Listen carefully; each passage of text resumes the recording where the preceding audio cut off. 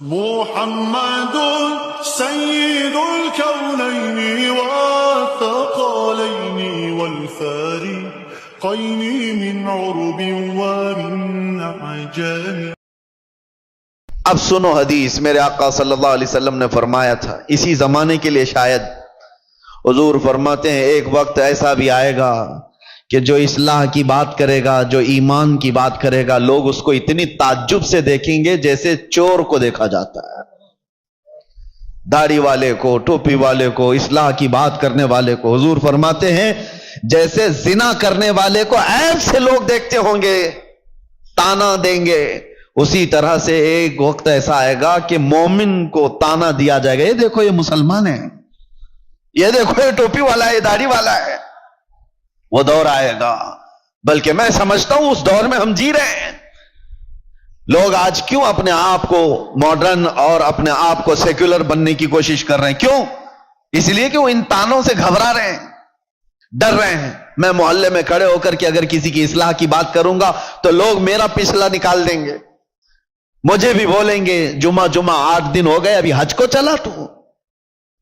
یہ سارے تانے تو سننے پڑیں گے میرے عزیزوں.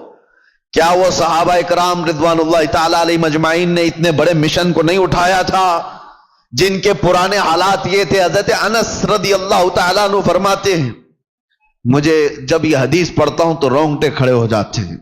عشق اور محبت کہتے کسے ہیں؟ حضرت انس کہتے ہیں شراب ابھی حرام نہیں ہوئی تھی، مدینے میں لوگ شراب پیتے تھے، سب دھیرے دھیرے شراب حرام کی گئی ہے. ایک وقت ایسا آیا تھا کہ شام کا وقت تھا، قہبہ خانے جہاں پر شراب بکتی تھی لوگ آ کر کے بیٹھ کر کے پیتے تھے جیسے ہوٹل ہوتے ہیں. حضرت انس کہتے میں شراب لوگوں کو پیالوں میں بھر کر دیا کرتا تھا. اچانک مدینے کی گلیوں میں آواز آئی، کوئی ڈنڈورچی اعلان کر رہا تھا یا ایھا المسلمون قال رسول اللہ صلی اللہ علیہ وسلم حرمت الخمر. اے مسلمانوں، اللہ کے نبی نے فرمایا شراب حرام ہو گئی.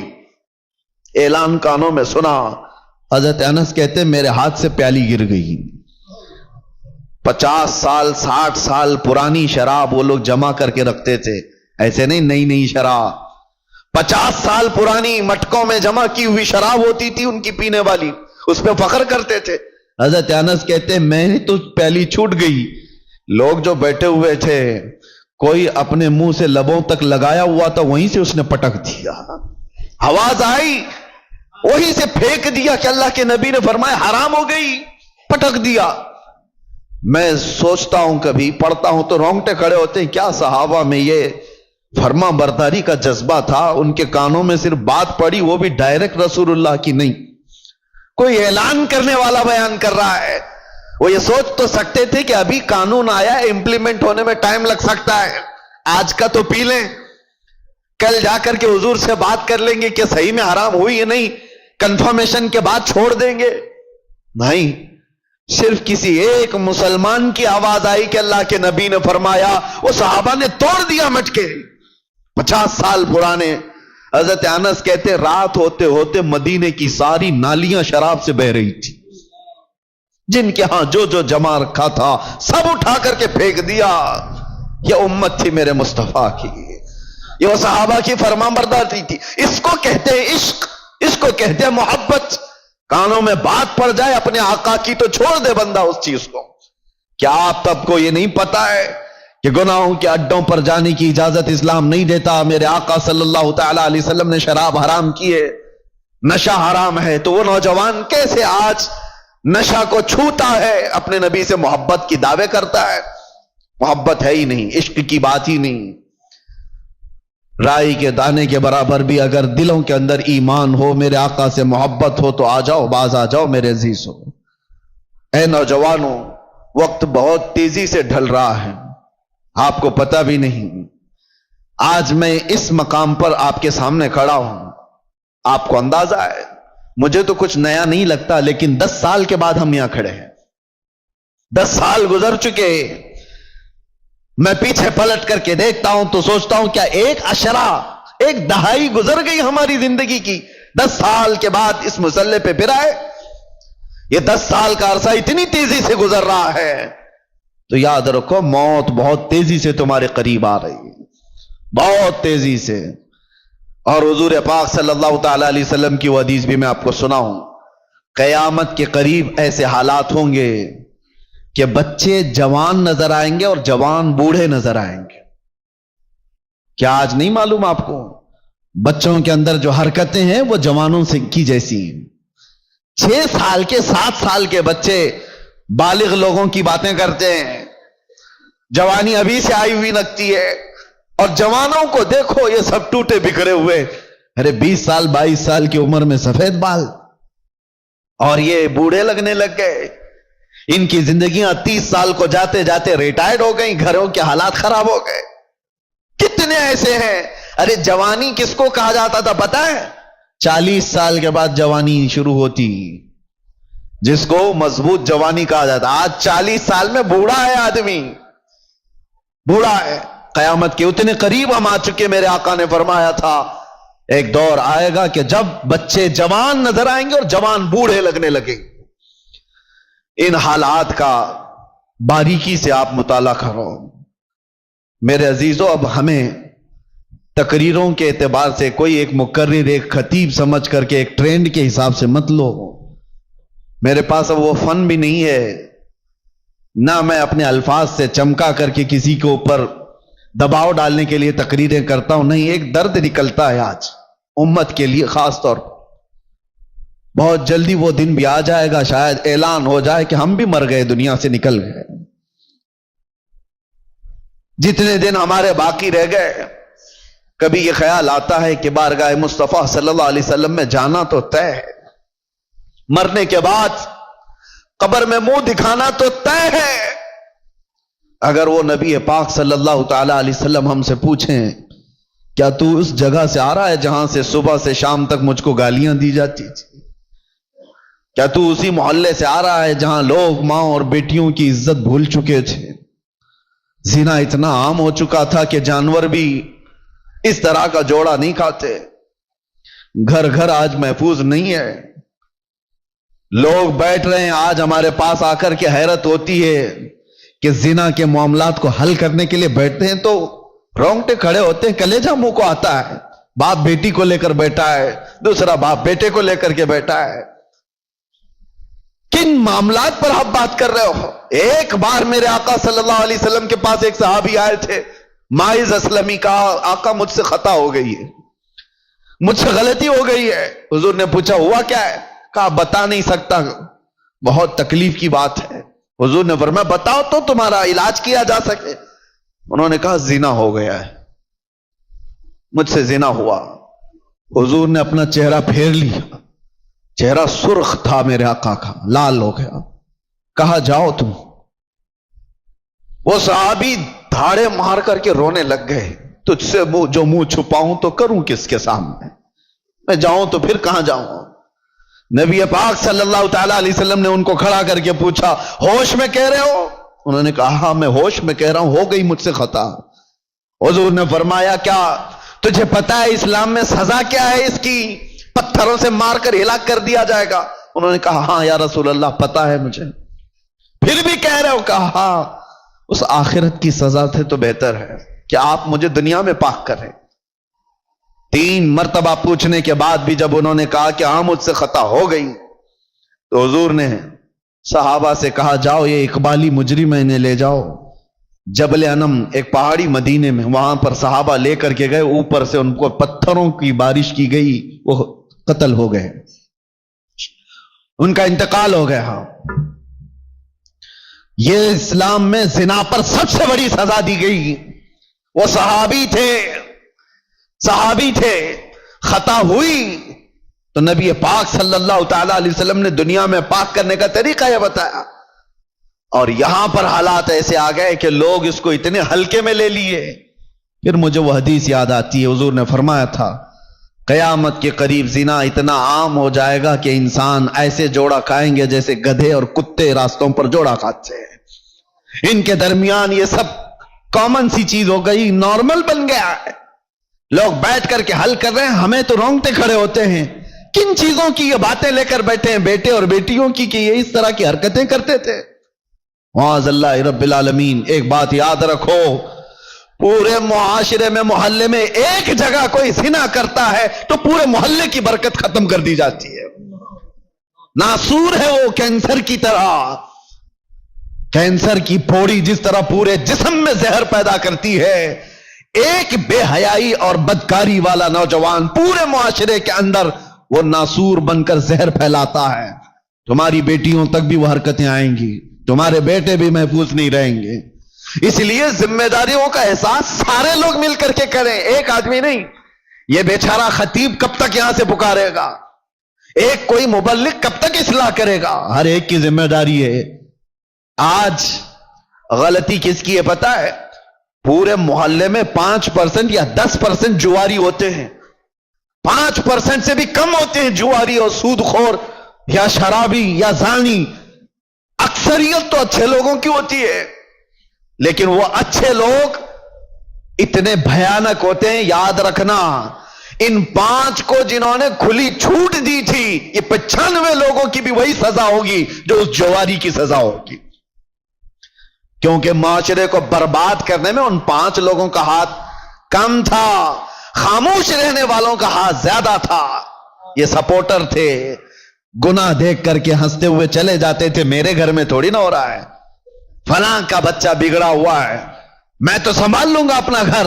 میاں آگ لگی ہے، تم کیا سنبھال لو گے؟ تمہارے بھی گھر کے دروازے لکڑی کے ہیں، تمہارے بھی گھر کی کھڑکیاں لکڑی کی ہیں. وہ آگ کے شعلے جب نکل کر کے آئیں گے تمہارے دروازے بھی جلائیں گے.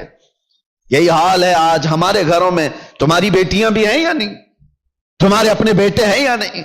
دوسرے کا بیٹا بگڑ گیا، دوسرے کی بیٹی بگڑ گئی تو آپ ہنس کر تماشا دیکھ رہے ہو کہ فلاں نشہ کر رہا ہے.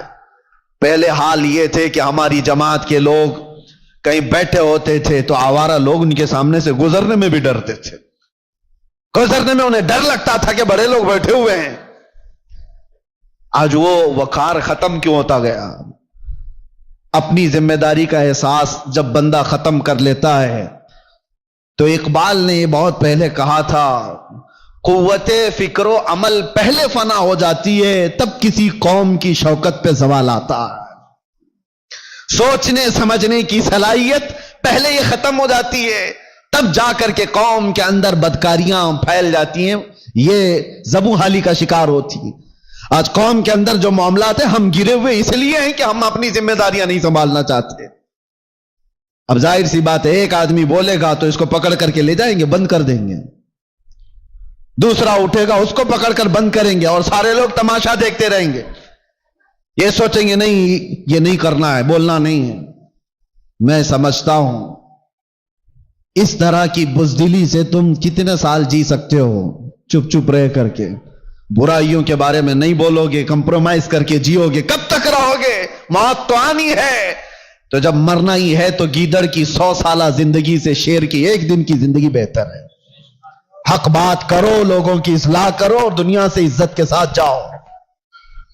اور ایک بات اے نوجوانوں، دنیا کے تمام معاملات میں 100 سال کی زندگی میں وہ عزت نہیں پاؤ گے جو دامن مصطفیٰ میں 1 منٹ میں عزت مل جاتی ہے. میرے آقا کے قدموں سے لپٹ کر 1 منٹ کی جو زندگی تمہیں عزت دیتی ہے، وہ دنیا داروں کی 100 سال کی نوکری تمہیں عزت نہیں دے سکتی. اسی لیے میرے مرشد نے فرمایا تھا، بل ہوا سن، سیم و زر کی بندگی اچھی نہیں، ان کے در کی بھیک اچھی، سروری اچھی نہیں. آؤ اصلاح کے لیے اپنے ان معاشروں میں اصلاح کا کام تیزی سے شروع کر دو. اگر آج تھوڑی سی تمہاری حرکت باقی رہے گی تو امید ہے کہ ہماری جو نئی نسلیں ہیں وہ اس بات پر تو باقی رہے. میں سعودی عرب میں دیکھ کر کے آیا ہوں، جنہوں نے اپنے بچوں کو آسٹریلیا امریکہ میں پڑھانے کے لیے بھیجا تھا. آج وہ بچے پلٹ کر کے آئے ہیں اور وہ پوچھتے ہیں، ہو از دا محمد؟ محمد کس کا نام ہے؟ یہ ریئل بات میں آپ کو بتا رہا ہوں. ارے جہاں اسلام کا مرکز رہا، جہاں سے اسلام پھیلا پھولا، ان کے بچے آج غیروں کی گود میں ڈالے جانے کے بعد آ کر اپنے نبی کو پہچان نہیں پا رہے ہیں. تم نے بھی کیا سوچا ہمارے بچوں کو سوشل میڈیا پر چھوڑ دیں گے، یہ سارا کچھ موبائل سے، گوگل سے، انٹرنیٹ سے سیکھتے رہیں گے؟ کل کو یہی بچے کھڑے ہوں گے جو اپنے نبی کو نہیں پہچانتے وہ اپنے باپ کو قیامت میں کیا پہچانیں گے؟ اور تمہارے مرنے کے بعد کیا ایصال ثواب کر سکیں گے؟ ادھر تمہارا جنازہ لا کر کے رکھا گیا ہوگا، تمہارا بیٹا باہر کھڑے ہو کر کے انتظار کر رہا ہوگا، نماز ہو جائے گی تو اٹھاؤں اور ڈا کر کے دفن کر کے آؤں، اسے توفیق بھی نہیں ہوگی کہ وہ تمہارے لیے جنازے کی نماز پڑھ سکے۔ عقل یہ صرف انسان کے پاس اتنی بڑی دولت ہے کہ دوسرے تمام حیوانات میں یہ چیز نہیں ہے۔ عقل کا مطلب صرف دماغ ہی نہیں ہوتا، عقل کا مطلب صحیح اور غلط کو پہچاننے کی تمیز اور شہوت، جس سے انسان کو برائیوں کی خواہشات ہوتی ہیں۔ جانوروں میں شہوت رکھی گئی ہے، عقل نہیں، اور فرشتوں میں عقل ہے، شہوت نہیں، اور انسان میں دونوں چیزیں ہیں، عقل بھی ہے، شہوت بھی ہے۔ اسی لیے فرمایا گیا کہ کوئی انسان اپنی شہوت ہوتے ہوئے بھی، شہوت اس کے پاس ہے پھر بھی بچ رہا ہے، تو وہ فرشتوں سے افضل انسان ہے۔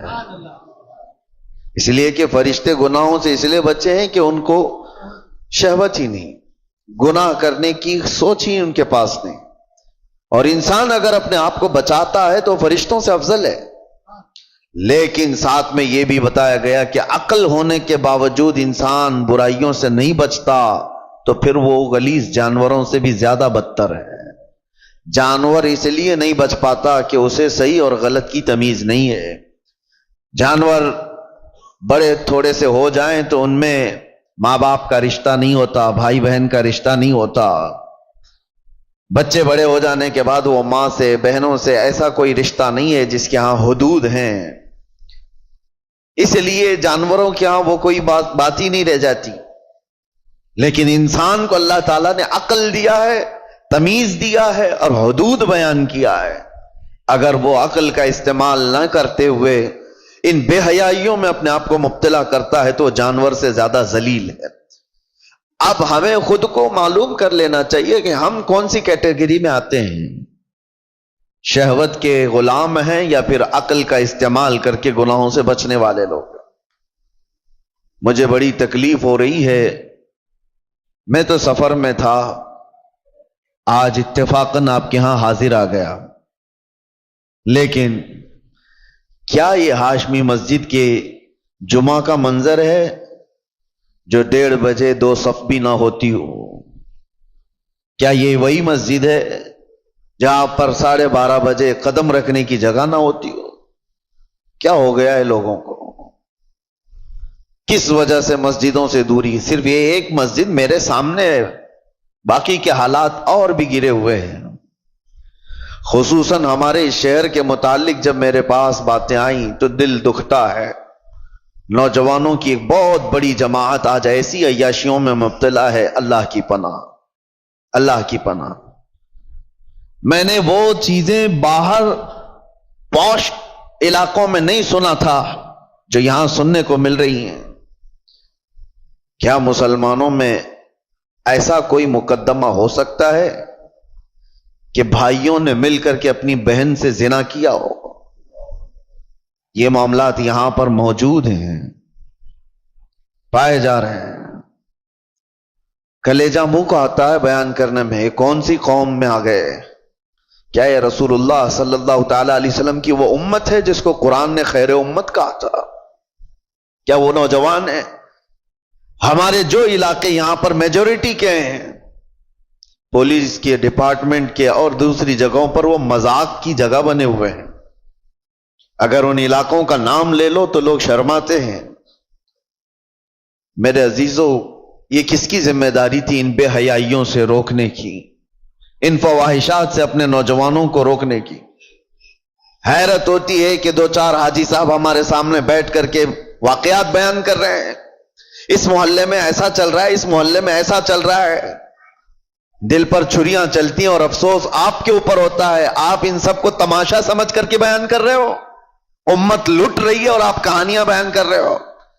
تمہارے گھر سے تمہاری بیٹی اور تمہارے بیٹے کے ساتھ یہ تمام حرکتیں ہوتی ہوں تو کیا محلے میں اسی طرح چرچے کرتے ہوئے بیان کرو گے؟ ذمہ داری کس کی تھی؟ اور میں اکثر یہاں پر کہا کرتا تھا جب یہاں موجود تھا کہ ایک بہت بڑی نعمت ہے ہمارے ان علاقوں میں کہ آج بھی ہماری مسجدوں میں یہ جماعت کا جو سسٹم ہے، متولی ہونا، اراکین ہونا جماعت کا، ان کا جو ہولڈ ہے وہ دوسرے علاقوں میں آپ کو نہیں ملے گا.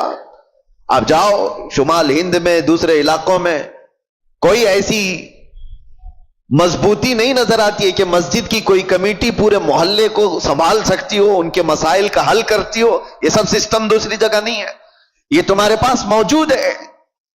لیکن یہ جماعتوں کے اراکین جو بھی مسجدوں کے بن گئے، انہوں نے اپنی ذمہ داریاں فراموش کر دی. اب ان کو لگتا ہے کہ صرف اور صرف کمیٹی بنانا ہے، مسجد دیکھنا ہے. محلے سے ان کی بھی نظریں ختم ہو گئی. ہم دیکھ رہے ہیں کئی محلے ایسے ہیں جن میں نوجوان، پہلے کیا کسی کی ہمت ہوتی تھی کہ جماعت والوں کے سامنے کوئی بچے آ کر کے ایسی حرکتیں کریں یا ان کے سامنے بے حیائی کریں؟ ہوتا یہ تھا، ڈر تھا محلے والوں کو کہ ہمارے نکاح منگنی ولیمے بھی ہونے ہیں، کبھی جماعت سے بائیکاٹ نہ ہو جائے. ڈر لگتا تھا لوگوں کو محلوں میں کہ کسی کے گھر پر نظر نہ ڈالی جائے ورنہ جماعت میں فیصلہ چلا جائے گا تو بے عزتی ہو جائے گی. اور آج یہ پوزیشن آ گئی کہ جماعت کو کوئی گنتا نہیں. تم اگر اپنا وقار کھوتے چلے جاؤ گے تو میرے عزیزو آنے والی نسلوں کے لیے بہت بڑا خطرہ ہے، بہت بڑا چیلنج ہے. میں دیکھ رہا ہوں ان چھوٹے بچوں کو ہمارے، اب میں ہر ایک کا نام لے کر کے ذکر کروں تو ظاہر سی بات ہے دنیا بھر میں باتیں وائرل ہوتی ہیں، لیکن سمجھنے والے سمجھ سکتے ہیں. اسکول کے چوتھی کلاس کے بچے کو، چوتھی کلاس کا بچہ مشکل سے میرے خیال سے 9 سال کی عمر کا ہوتا ہوگا، اس کے دادا میرے پاس لے کر کے آئے اور کہتے ہیں کہ یہ نشہ کرتا ہے. میں کہا کون سا نشہ کرتا ہے؟ یہ کون سا نشہ؟ نشہ تو لوگ بیڑی سگریٹ گٹکا کو بھی سمجھ جاتے ہیں، بولتے ہیں. بہت سارے لوگوں کو ایسا لگتا ہے، اس کو بھی نشہ سمجھتے ہیں، اور بڑے جو پرانے ہوتے تھے اس سے بھی بچتے تھے. تو ان کے دادا نے، بچے کا جو دادا ہے پوتے کو جو لے کر کے آیا، کان پکڑ کر کے کہتا ہے کہ حضرت مجھے تو پتا نہیں یہ کون سی چیز ہے، لیکن سنا ہے کہ یہ چرس ہے، گانجا ہے، افیون ہے، یہ تمام چیزیں. حیرت ہوئی. 9 سال کا بچہ سے پوچھا کہاں سے تمہارے پاس یہ سب چیزیں آئیں؟ کہا اسکول میں تو مل جاتی ہیں، باہر سے کوئی بھیا آتے ہیں اور دے بھی دیتے ہیں. میرے عزیزو ذمہ داری کا احساس کرو. یہ وہ بچے ہیں جو امت کا مستقبل ہیں. درد ہوتا ہے ان نوجوانوں کو دیکھ کر کے میرے مصطفیٰ کریم صلی اللہ تعالی علیہ وسلم کی یہ بھولی امت جس کے لیے میرے آقا رات بھر کھڑے ہو کر کے رویا کرتے تھے، آج وہ امت کا یہ حال ہے کہ اپنے نبی رحمت صلی اللہ تعالی علیہ وسلم کی تعلیمات کو پیٹ پیچھے ڈال چکی. حالات ایسے کہ نوجوان آج یہی سوچ کر کے بیٹھ گئے، جیسی ان کی عمر 16 سال کے اوپر ہونے لگی، سب سے پہلا ان کا کام ہے کہ کوئی لڑکی کو پھانس لیا جائے، اس سے معاشقہ کریں، عشق کی داستانیں لکھی جائیں گی. یہی ساری زندگی کے مقاصد ہیں تمہارے. 16 سال تو میں بہت دور کی بات کر رہا ہوں، اب تو اسکول کے چھوٹے سے بچے یہ تمام فنڈے حل کر کے بتا دیتے ہیں. فیس بک، انسٹا، یہ تمام چیزیں چھوٹے چھوٹے بچوں کے ہاتھوں میں موجود ہے، اور وہ پرانے زمانے کے بوڑھوں سے زیادہ جانتے ہیں.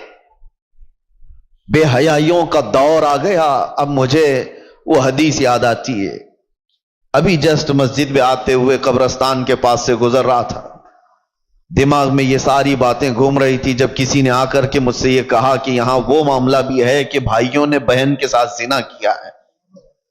قبرستان دیکھتے ہوئے مجھے میرے مصطفیٰ کی وہ بات یاد آئی.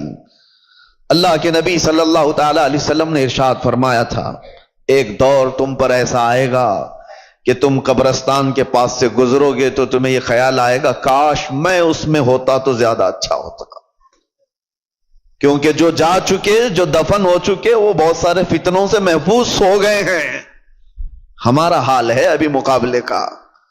ہمیں یہ چیلنجز کا مقابلہ کرنا ہے. گناہوں کا ایسا دورہ ہے، کس سے کہا جائے. کبھی اس بات کا بھی ڈر لگتا ہے کہ پوری جماعت امت مسلمہ کو اپنے ٹارگٹ پر رکھی ہوئی ہیں تمہیں کیا نہیں پتا آج نہیں دیکھتے ہو کہ اس صبح سے شام تک سوشل میڈیا بھرا ہوا دکھتا ہے، اسلام کو گالیاں دینے والوں کی ایک انبار ہے۔ نبی پاک صلی اللہ تعالی علیہ وسلم پر نشانے نہیں بنائے جاتے۔ آج ٹی وی کھولو، کسی چینل کو دیکھو تو اسلام کا مذاق اڑانے والے کتے بیٹھے ہوئے ہوتے ہیں، بھونک رہے ہوتے ہیں۔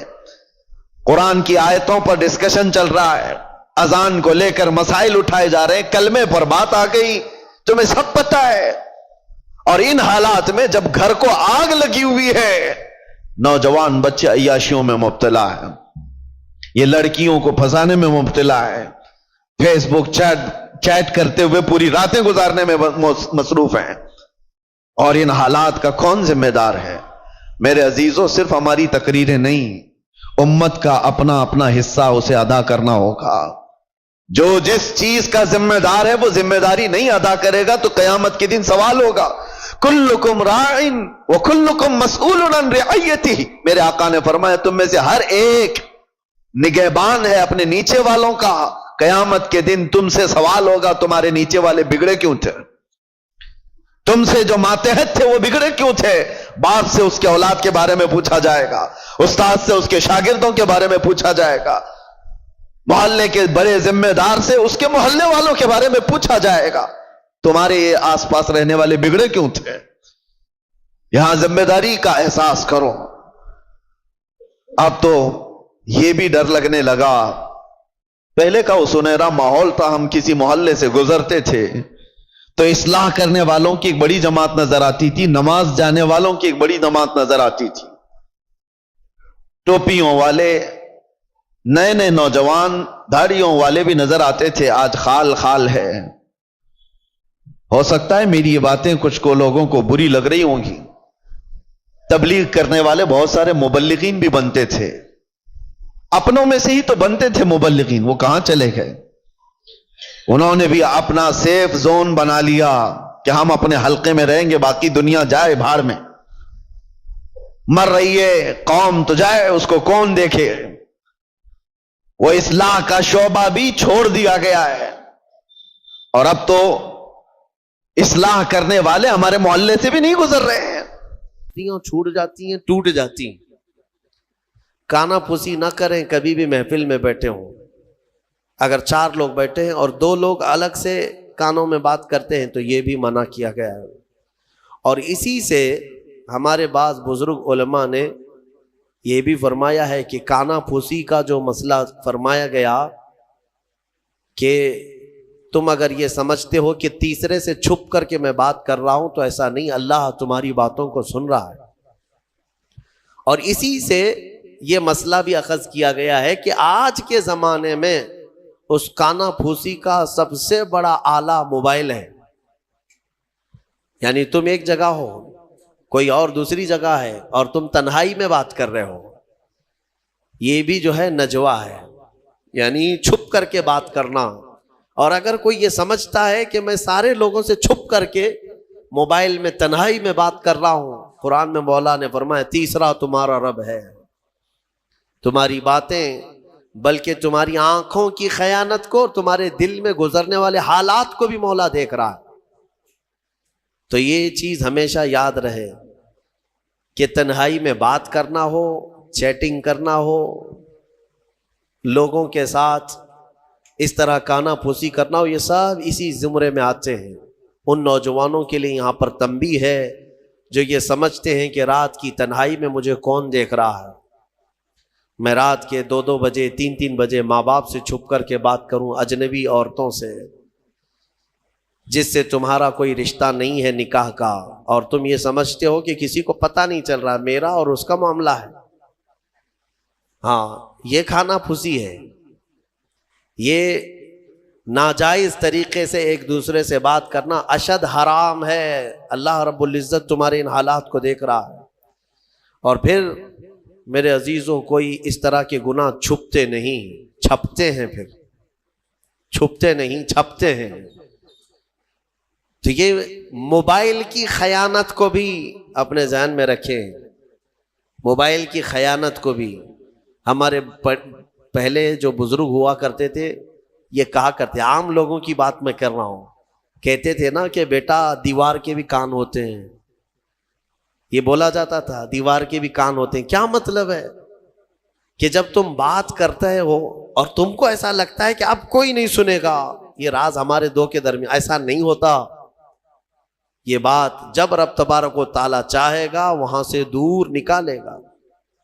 ایسے کئی لوگوں کے معاملات خراب ہوتے ہیں. اس لیے میرے عزیزو، شاید میں نے شروع میں ہی رمضان کے ایک واقعہ بنی اسرائیل کے شخص کا عرض کیا تھا.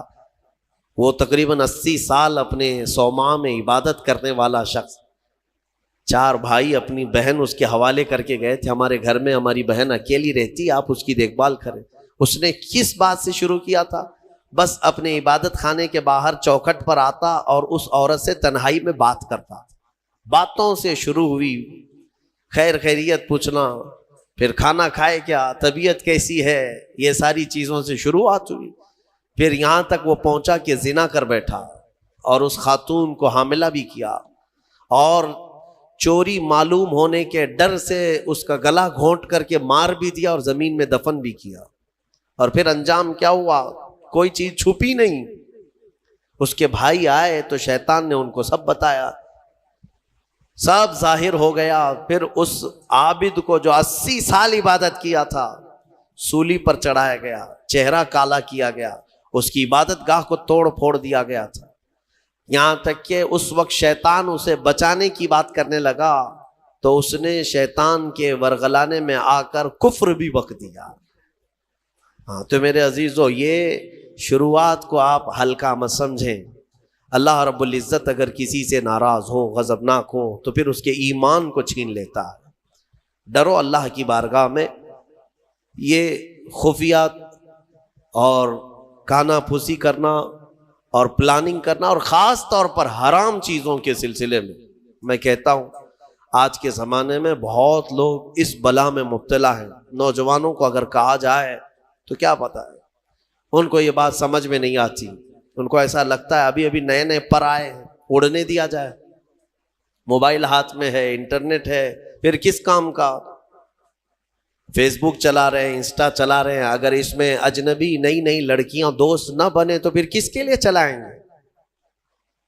اور ایک ایسا لوگوں کے درمیان ٹرینڈ بنتا چلا گیا نوجوانوں میں کہ ایک لڑکے کے لیے بہت ساری اس کی فرینڈ اجنبی لڑکیاں ہوں گی تو وہ فخر کرے گا اس بات پر، میرے اتنے فرینڈز ہیں، اجنبی عورتیں ہیں. تم اس زنا کے مبادیات پر فخر کر رہے ہو، نعوذ باللہ من ذالک. میرے آقا صلی اللہ علیہ وسلم نے فرمایا تھا ایک زمانہ آئے گا جب لوگ زنا ایسے کریں گے جیسے گدھے اور کتے راستے پر کیا کرتے ہیں. اور پھر یہ بھی فرمایا کہ گناہ کو گناہ نہیں سمجھیں گے بلکہ اس پر ہنسیں گے لوگ. یہی تو ہو رہا ہے، دکھا دکھا کر کے اپنے ایسا لگتا ہے کہ تم نے بہت بڑا تیر مار لیا. حضرت عثمان غنی رضی اللہ تعالیٰ عنہ خطبہ دے رہے تھے جمعہ میں.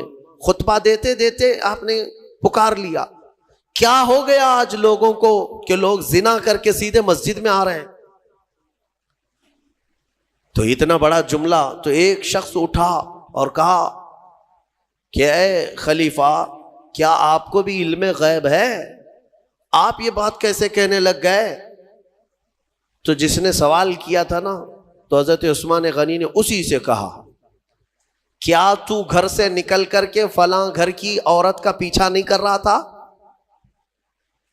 اور وہ جہاں جاتی رہی اس کے پیچھے پیچھے چلتا رہا، اس کے چال چلن کے نقشے دیکھتا رہا اور اس کے پردے ہٹنے کا انتظار کرتا رہا، اور اس کے چہرے کو اور اس کو شہوت سے نہیں دیکھا. وہ شرمندہ ہو گیا، پانی پانی ہو گیا کہ نماز میں آنے سے پہلے تو وہی کر کے آیا تھا. تو حضرت عثمان نے فرمایا، کیا تم نے رسول اللہ سے یہ بات نہیں سنی کہ زنا صرف اور صرف ایک نہیں ہے جو شرمگاہ کا ہے، بلکہ حضور نے فرمایا آنکھیں بھی زنا کرتی ہیں. میرے عزیزو، ان چیزوں سے بچو. میں بچوں سے کہتا ہوں، نوجوانوں سے، ان خرافات میں جی کر کے تم حوران جنت کو قربان کیوں کر رہے ہو؟ تم مومن ہو، تم مسلمان ہو، تمہارے لیے یہ گھٹیا قسم کی زندگی نہیں دی گئی ہے. تم کفار و مشرکین اور یہ ماڈرن قسم کے لوگوں کو فالو کرنے جاتے ہو، ان کو فلموں میں دیکھ رہے ہو، ان کو سیریلز میں دیکھ رہے ہو، اور ان کو جس طرح سے کرتے، جہنمیوں کو دیکھ کر کے تم فالو کرنے جا رہے ہو؟ تم امانت ہو میرے مصطفیٰ کی، تمہیں تو دیکھنا چاہیے تھا خالد بن ولید کو، تمہیں دیکھنا چاہیے تھا حیدر کرار کو، رضوان اللہ تعالی علیہ مجمعین۔ ان کی پیروی کرتے ہوئے ہوگا کیا؟ آپ کو میں بارہا کہتا ہوں، آج دنیا ننگا بنا کر کے لوگوں کو کہہ رہی فیشن ہے، ننگے ہو رہے، کپڑے پھاڑ کر کے پہنو، فیشن ہے۔ مرد کو جو ہے بالیاں پہنا دیں، نتنی پہنا دیں، چوڑیاں بھی پہنا دیں، بچا کچھ بھی نہیں ہے، اور وہ فیشن ہے۔ چوٹی بھی رکھ لیا، بالیاں بھی پہن لیا، نتنی بھی پہن لیا، چوڑیاں بھی پہن لیا، اور اس کے بعد وہ فیشنیبل آدمی ہے، فیشن ہے۔ اور عورت کو بیب کٹ ہے، اس کے بال ہی مڈا دو، اس کی ساری چیزیں، اور اس کو بالکل پینٹ شرٹ پر لے کر آؤ کہ پتہ ہی نہ چلے کہ بابا ہے کہ بیبی ہے، پتہ نہ چلے۔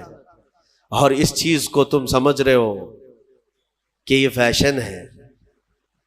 اور اگر کپڑے پھاڑ کر پہننا، چھوٹے کپڑے پہننا، میں بارہا اس جملے کو کہتا ہوں، عورتیں یہ سمجھتی ہیں کہ شارٹس پہننا، بہت کم کپڑے پہننا یہ فیشن کی علامت ہے، تو بھینس تو سب سے زیادہ فیشنیبل ہے، وہ تو کچھ بھی نہیں پہنتی۔ گائے، یہ سب تو بہت فیشنیبل ہے کہ کچھ نہیں پہنتی۔ اگر ننگا ہونا ہی فیشن ہے تو جانور اچھا فیشن کرتے ہیں۔ تم کو اندازہ بھی نہیں، یہ جانوروں کی زندگی پر تمہیں لایا جا رہا ہے، تم فیشن کہہ رہے ہو اس کو۔ انسان وہ ہے کہ زمین پر چلے تو شرم و حیا کا پیکر بن کر کے چلے۔ میرے عزیزوں، یہاں پر یہ جو نجوہ کی بات آئی، اس کو میں آپ کے سامنے رکھا، اور مجلس کے آداب اللہ تعالیٰ فرماتا ہے وَإِذَا قِيلَ لَكُمْ تَفَسَّحُوا فِي الْمَجَالِسِ فَافْسَحُوا يَفْسَحِ اللَّهُ لَكُمْ۔ جب تم سے کہا جائے مجلس میں کسی آئے ہوئے مومن بھائی کے لیے جگہ دے دو، تو جگہ دے دیا کرو۔ اللہ فرما رہا ہے، کوئی بعد میں آیا محفل میں تو جگہ دینے کے لیے اگر تم سے کہا جائے تو جگہ دے دو، کیا ہوگا؟ اللہ تمہارے دل کو کشادہ فرمائے گا۔ یہ نہیں ہے کہ ادھر بھی چوڑے ہو جاؤ ادھر بھی چوڑے ہو جاؤ، آنے کی جگہ ہی نہ تھے۔ لیکن مومنین کی جماعت میں ہوا کرتا ہے کہ الحمدللہ ہم سمٹ کر کے بیٹھتے ہیں اور آنے والوں کو جگہ دیا کرتے ہیں۔ یہ میرے آقا کی محفل کے آداب تھے، صحابہ یہی کیا کرتے تھے، ہر ایک کو بیٹھنے کی جگہ مل جائے۔ اور آنے والے کے لیے یہ آداب سمجھ لو کہ تم لیٹ سے آئے تو سب کی گردنیں پھلان پھلان کر کے آگے آنا یہ بھی ناجائز ہے۔ ہاں، تم کو جہاں جگہ ملی وہاں بیٹھ جاؤ، یہ نہیں کہ سب کے کندھے ایک ادھر ایک ادھر کرتا کرتا آیا۔ جمعہ کے دن اکثر یہ دیکھا جاتا ہے مسجدیں بھری رہتی ہیں، پھر بھی لیٹ سے آئے نواب صاحب اور سب کی صفیں چیرتے چیرتے آگے آ رہے ہیں، ان کو پہلی صف کا ثواب چاہیے۔ ہاں، سو کر کے اٹھ کر کے ابھی غسل کر کے آئے اور پہلی صف کا ثواب چاہیے جب خطبہ ہو رہا ہو۔ ان کو پتہ ہی نہیں یہ گردنیں چیر کر کے پہلی صف میں آنے والے کے لیے میرے آقا نے کیا فرمایا۔ حضور پاک صلی اللہ علیہ وسلم فرماتے ہیں جو اس طرح گردنیں پھلان پھلان کر کے مسجد میں آگے آتا ہے، کل قیامت کے دن وہ اسی طرح اچھلتے اچھلتے دوزخ میں جائے گا، اسی طرح سے کودتے کودتے وہ جہنم میں جائے گا۔ یہ اتنی بڑی وعید ہے یہ۔ ہاں، یہ اور بات ہے کہ دور کھڑا ہو جائے اور امام یا جو ذمہ دار ہے وہ لوگوں سے کہیں کہ آگے اگر جگہ خالی ہے تو اس کو پر کر لیں، پیچھے والوں کو جگہ مل جائے۔ یہ امام اعلان کر سکتا ہے یا جو یہاں پر ہو، لیکن آنے والے کو پیچھے سے یہ اجازت نہیں دی گئی کہ تم سب کی گردنیں ادھر ادھر کرتے ہوئے آؤ۔ وہ تو غلطی اس کی ہے، اتنی دیر سے آیا کیوں؟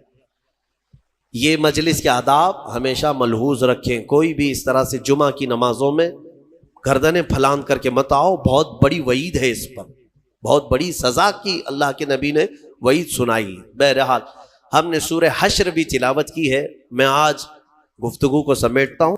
میں سورہ حشر کے بارے میں عرض کر رہا تھا، سورہ حشر جس کی آخری آیتیں میرے رب ذوالجلال کے اسماء حسنی ہیں، هو اللہ الذی لا الہ الا هو عالم الغیب والشہادۃ هو الرحمن الرحیم۔ یہ جو 3 آیتیں ہیں، اس کی فضیلت میں فرمایا گیا کہ جو یہ رات کو پڑھ کر کے سوئے گا اللہ اسے شہادت کی موت عطا فرمائے گا۔ ہاں اگر اس کا انتقال اس رات کو ہو گیا تو شہیدوں میں اٹھایا جائے گا۔ یہ آیتیں یاد کر لو، سورہ حشر کی آخری آیتیں ہیں، اس کی بڑی فضیلت ہے۔ اس کے بعد میرے آقا صلی اللہ تعالیٰ علیہ وسلم کے صحابہ کے متعلق اور صحابیات کے متعلق احکامات آئے ہیں سورہ ممتحنہ میں اور سورہ صف میں۔ اللہ تعالیٰ صحابہ کی تعریف میں فرماتا ہے ان اللہ یحب الذین یقاتلون فی سبیلہ صفا کأنہم بنیان مرصوص، بے شک اللہ اس جماعت سے بہت محبت کرتا ہے کہ جب وہ اللہ کی راہ میں لڑنے کے لیے صفیں لگاتے ہیں تو ایسے مضبوط کھڑے ہوتے ہیں جیسے سیسا پلائی ہوئی دیوار۔ صف کے نام سے پوری سورہ ہے، یہی صفیں ہیں۔ وہ صحابہ کی صفیں کیسی تھی جن کا ذکر قرآن میں آیا؟ ہاں میرے عزیزوں، ان کو چیر کر کے کوئی جا نہیں سکتا تھا، اتنی مضبوط صفیں ہوتی تھیں۔ آپ اندازہ کرو حضرت عمر فاروق رضی اللہ تعالیٰ عنہ کی شہادت جو ہوئی ہے نا، وہ مسجد نبوی میں ہوئی۔ آپ فجر کی نماز پڑھا رہے تھے، 1 رکعت پڑھا چکے تھے۔ ابو لولو مجوسی یہ آیا، حضرت عمر فاروق رضی اللہ تعالیٰ عنہ سے اسے بغض تھی، بغض اور عداوت تھی، بغض رکھتا تھا، تو اس نے ایک خنجر اپنے جبے میں چھپا کر رکھا تھا اور پہلی صف میں آ کر کھڑا تھا۔ جب حضرت عمر نماز پڑھا رہے تھے، 1 رکعت ہوئی تو پیچھے سے اس نے حملہ کیا۔ وہ خنجر اتنا سخت تھا کہ پیٹھ سے سینے کی طرف باہر آیا اور حضرت عمر مصلی پر گر گئے۔ لیکن مسجد نبوی میں صحابہ سب نماز پڑھ رہے ہیں، نہ نماز توڑے، نہ بھاگو پکڑو دوڑو، کچھ نہیں۔ حضرت عمر مصلی پر رہے، حضرت عبد الرحمن بن عوف جو پیچھے کھڑے تھے آگے بڑھ گئے اور 1 رکعت آپ نے پڑھائی، کسی نے نماز توڑی نہیں۔ وقت کا خلیفہ زخمی ہوا ہے لیکن صحابہ کی نماز ٹوٹی نہیں۔ آگے بڑھ کر کے حضرت عبد الرحمن بن عوف نے 1 رکعت اور جو بچی تھی کمپلیٹ کروائی۔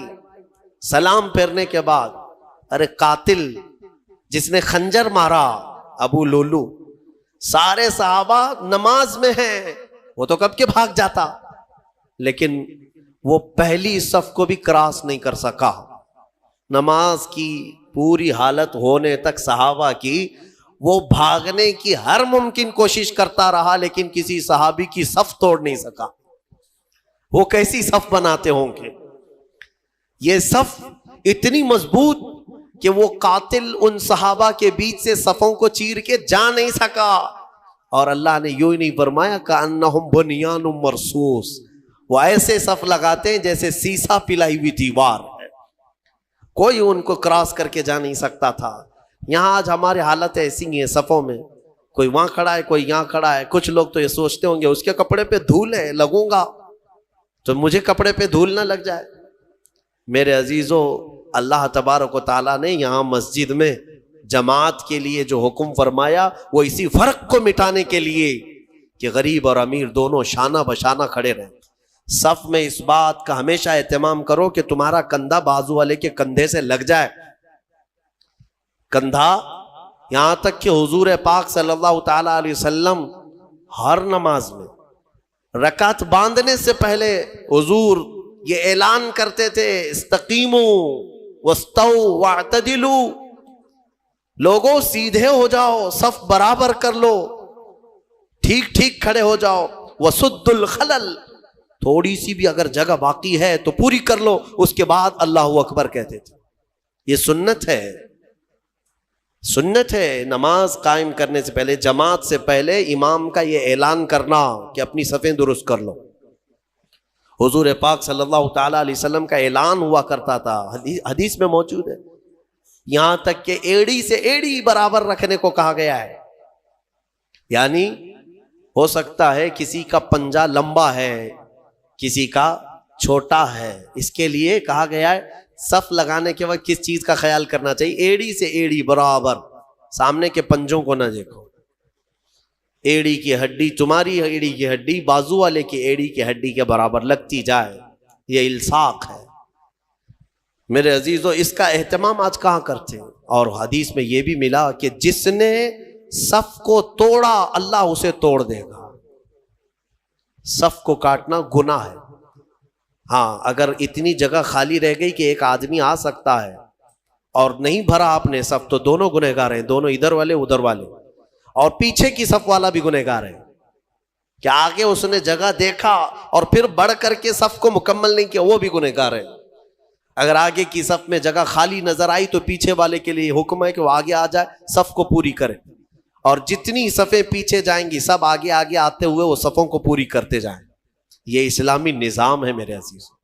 میں آپ کو اس صف کے متعلق ایک اچھی بات بتا کر اپنی گفتگو کو سمیٹتا ہوں۔ توجہ،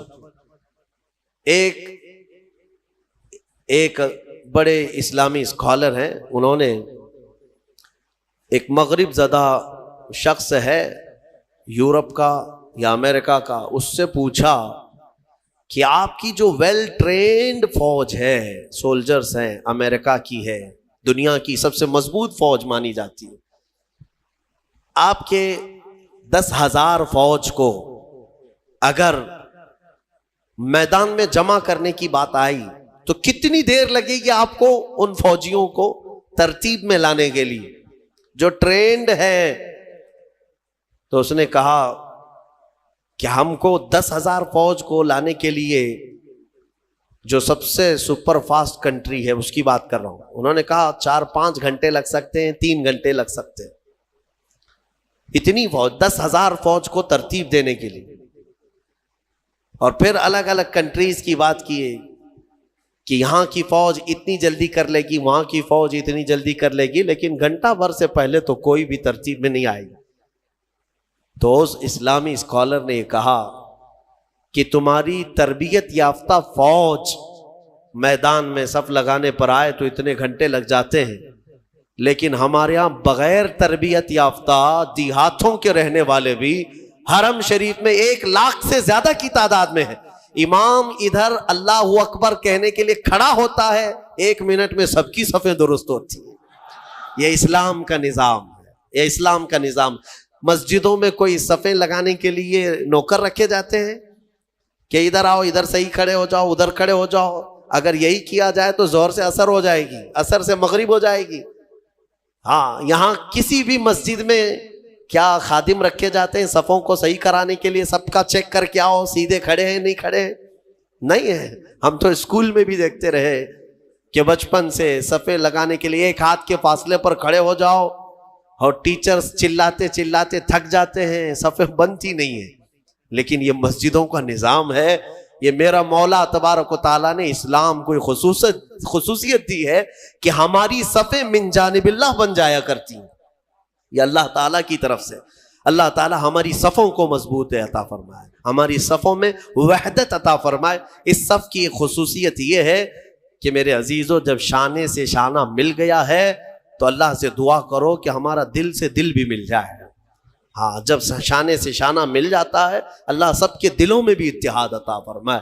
سورہ صف کے بعد سورہ جمعہ بھی ہم نے پڑھی ہے، سورہ منافقون بھی ہم نے تلاوت کی ہے، اور اخیر میں آج کی تفسیر کو سمیٹتے ہوئے یہ عرض کروں گا کہ اللہ تبارک و تعالیٰ کی آج ذکر کی محفل ہے۔ سورہ جمعہ میں اللہ تعالیٰ نے فرمایا وَاذْكُرُوا اللَّهَ كَثِيرًا، اللہ کا ذکر کثرت سے کرو، کثرت سے کرو۔ اے میرے عزیزو، ذکر نہ کرنے کی وجہ سے ہماری روحیں کمزور ہیں، ہمارے دل مرجھائے جا رہے ہیں۔ تمہیں پتا ہے جسم کو بھوک لگتی ہے، جسم کو کھانے کی بھوک لگتی ہے، اگر کھانا نہ دو تو پھر جسم کمزور ہوتا ہے اور چکر آنے لگتے ہیں۔ آپ روح کو برسوں سے نہیں کھلائے، روح بھی بھوکی ہوتی ہے، اور اس کی بھوک اللہ کے ذکر سے مٹتی ہے، اس کی غذا اللہ کا ذکر ہے۔ روح کو کھانا کھلایا نہیں تو کب سے کمزور ہوگی، کب سے کمزور ہوگی؟ میں آپ کو بتاؤں، ذکر میں اتنی طاقت ہے، اتنی طاقت، اللہ اکبر۔ میں نے بزرگوں سے سنا، آپ جانتے ہیں کہ ایک تپسیا کرنے کا طریقہ جو سادھوؤں کے پاس ہے وہ کیا ہے؟ صوفیہ اکرام، جو ہمارے صوفیہ اکرام ہیں، نفس کشی کرتے تھے اللہ کے ذکر سے۔ اسی کو حاصل کرنے کے لیے بہت سارے سادھو بھی آیا کرتے تھے صوفیہ اکرام کے پاس۔ آج بھی مارہرہ مطہرہ میں یہ روایت موجود وہاں کی کتابوں میں ہے کہ کئی جگہ کے سادھو وہاں پر تربیت لینے آتے تھے. کس چیز کے لیے؟ تپسیا، آتما کی شکتی، روح کی طاقت حاصل کرنے کے لیے. اولیاء کاملین کے پاس حضرت شاہ حمزہ عینی رضی اللہ تعالیٰ عنہ، ماررہ مطہرہ کے ایک بڑے بزرگ ہیں، ان کا معمول تھا یہ سانس کو روک کر کے ذکر کرتے تھے.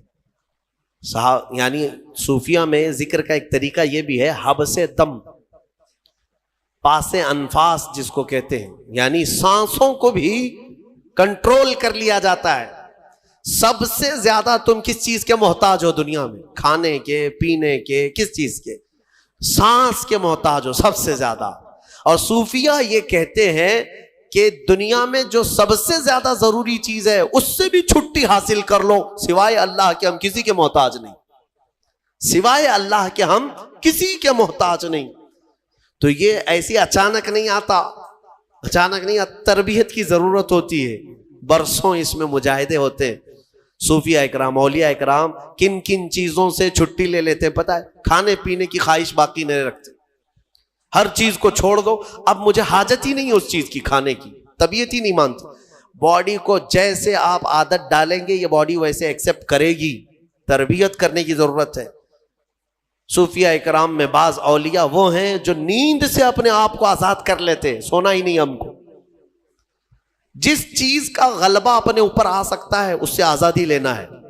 میرے عزیزو یہاں تو ایسا ہے کہ نشے سے آزادی نہیں کر پا رہے ہیں، اور وہ صوفیہ روز مرہ کی حلال چیزوں سے بھی اپنے آپ کو آزاد کر لیتے تھے، کسی چیز کو اپنے اوپر حاوی ہونے نہیں دیتے. میں اللہ کا بندہ ہوں، صرف اس کا محتاج ہوں، باقی کسی چیز کا نہیں. میں آپ کو ایک بتاتا ہوں، حضرت شاہ مینا رحمۃ اللہ علیہ لکھنؤ کے بڑے بزرگ ہیں، آج بھی لکھنؤ میں ان کا مزار پاک ہے. جب یہ مجاہدہ کرتے تھے نیند کو ختم کرنے کے لیے، جانتے ہیں ایک اونچی دیوار پر، اتنی چھوٹی سی دیوار، دیوار پر چڑھ کر کے نماز پڑھتے تھے رات کے وقت. دیوار پر چڑھ کر کے عبادت کرنے کی کیا ضرورت ہے؟ وہ اتنی اونچی دیوار تھی، رکوع کرتے، سجدہ کرتے اور لمبا قیام. اور لوگ ان سے کہتے کہ حضور یہاں عبادت کرے، وہاں کیوں؟ کہتے کہ عبادت کے درمیان اگر اونگ آئے، جھپکی آئے، تو پھر میں اپنے جسم کو سزا دینا چاہتا ہوں کہ وہ دیوار سے نیچے گر جائے. جو اللہ کی عبادت میں غفلت کرے گا اس جسم کی سزا یہی ہے کہ وہ دیوار سے نیچے گر جائے. حضرت ابو بکر شبلی ایک مرتبہ ذکر کی مجلس میں رات کے وقت بیٹھے، آنکھوں میں غنودگی آئی، یعنی تھوڑی جھپکی آئی. یہاں تو پورا کئی لوگوں کی نماز ہی نیند میں ہو جاتی ہے. ہاں جمعہ کا خطبہ تو اکثر نیند میں جاتا ہے، بعد میں پتہ چلتا ہے جب جماعت کے لیے امام کھڑے ہو رہے ہوتے ہیں، پورا خطبہ پتہ ہی نہیں. کچھ لوگ تقریر خواب میں سنتے رہتے ہیں اور خطبہ چوتھے آسمان پر پہنچے ہوتے ہیں. میرے عزیز ہو، حضرت ابو بکر شبلی کو ایک بار صرف جھپکی آئی تھی، اس کی وجہ سے انہوں نے کیا کیا جانتے ہیں؟ روز رات کو پھر جب ذکر کی مجلس میں بیٹھتے تھے تو آنکھوں میں نمک کا سرما لگاتے تھے، نمک میں سلائی پھیر کر کے اپنی آنکھوں میں لگا لیتے تھے، جس کی وجہ سے نمک لگا سکو گے آنکھوں میں، نمک کا پاؤڈر لگا سکو گے، جس کی وجہ سے ان کی آنکھوں میں خون آ جاتا تھا. لوگ کہتے ہیں آپ کے مریدین کے حضور کیوں آنکھوں کو اتنا تکلیف دیتے؟ فرماتے ہیں ان آنکھوں کی سزا یہی ہے جو اللہ کے ذکر سے غافل ہوئی تھی. ایک بار جو جھپکی آئی، یہ حاضر کیوں نہیں تھی مجلس میں؟ میرے عزیزو یہ ذکر کے آداب جو ہے صوفیہ اکرام سے سیکھنے کی ضرورت ہے. کبھی کبھار آپ یہ ذکر کی مجلسیں قائم کرو اور پھر دیکھو تمہاری زندگی میں انقلاب نہ آئے تو پھر مجھ سے کہنا. دنیا پھیکی لگنے لگ جائے گی. میں محسوس کیا ہے جن نوجوانوں کو ہم نے ذکر کی عادت ڈالی وہ رات کے 12 بجے بھی اپنی ساری مصروفیات چھوڑ کر، نیند وغیرہ چھوڑ کر، ممبئی جیسے شہر میں رات کے 12 کے بعد ذکر کی مجلس میں آتے تھے تو 400 سے 500 کی تعداد میں وہ پورے جمع ہو جاتے. ان کو کون سی چیز کھینچ لاتی؟ کیا ہم نان کھٹائی دے رہے ہوتے، پیسے دے رہے ہوتے؟ نہیں. جس کو ذکر کی لذت ملتی ہے وہ کھانے سے زیادہ بھوکا ذکر کا ہو جاتا ہے، اسے بھوک لگنے لگتی ہے. عادت ڈال کر کے تو دیکھو اس ذکر کی مجلس کو، میں رہوں نہ رہوں آپ وقتاً فوقتاً اپنے گھر میں بھی ہفتے میں ایک مرتبہ 10 منٹ کے لیے صحیح اپنی آنکھیں بند کرو اور ذکر کرو اور مولا کے کریم کی بارگاہ میں اپنے آپ کو سپرد کرو کہ مولا میں دنیا سے بھاگ کر تیرے دربار میں آیا ہوں، تو اپنی پناہ میں مجھے رکھ اور میرے حوالے مجھے 1 منٹ کے لیے بھی مت فرما، میرے نفس کے حوالے مجھے مت فرما۔ یہ دعا کرو، اللہ تعالیٰ تمہارے دلوں کو قویت عطا فرمائے گا۔ الا بذکر اللہ تطمئن القلوب، قرآن کی آیت ہے، مولا فرماتا ہے آگاہ ہو جاؤ، اللہ کے ذکر سے دلوں کو قرار ملتا ہے، دلوں کو سکون ملتا ہے۔